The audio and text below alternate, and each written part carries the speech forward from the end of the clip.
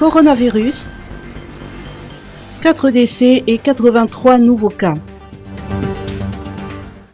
Madagascar déplore 4 nouveaux décès liés au coronavirus au cours des dernières 24 heures. Une des victimes est localisée à Analamang et les 3 autres dans la région d'Iana.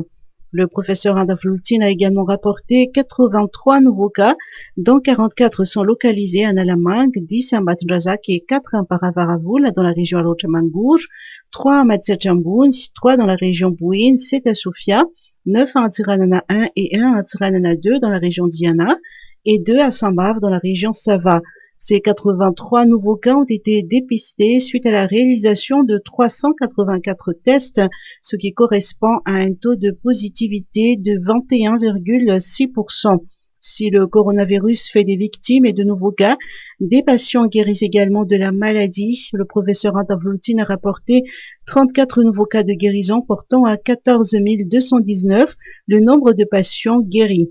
1010 personnes sont toujours en cours de traitement, dont 53 cas graves. Calendrier électoral. La CENI propose le 11 décembre pour les sénatoriales.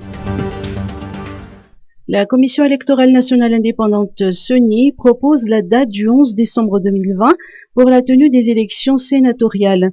C'est ce qu'a annoncé Fanoura Koutenjazak, rapporteur général de la CENI, mais il a précisé que le dernier mot revient au gouvernement et que c'est l'État qui financera l'organisation des prochaines sénatoriales.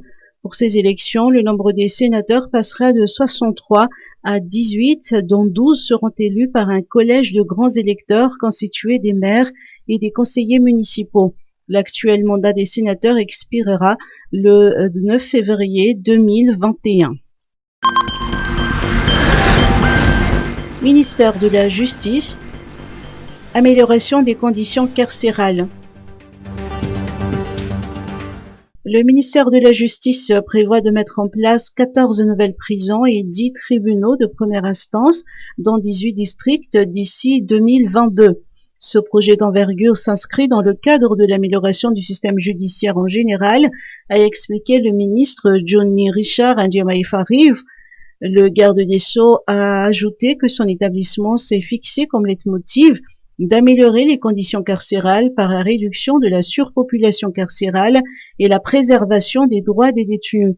Johnny Richard Ndiamaye-Fariv a également mis en relief le renforcement des nouvelles infrastructures à Fianarantsoa et à Imertsetus qui sont actuellement en voie d'achèvement. Les prisons de Saint-Bave et de Tourmas, en revanche, font l'objet de travaux d'extension et de réhabilitation. Le ministre de la Justice a souligné l'importance de construire une prison au district qui ont un tribunal de première instance afin de faciliter et d'améliorer le travail de la justice. 20% des travaux doivent être réalisés dès cette année, conformément aux directives du chef de l'État.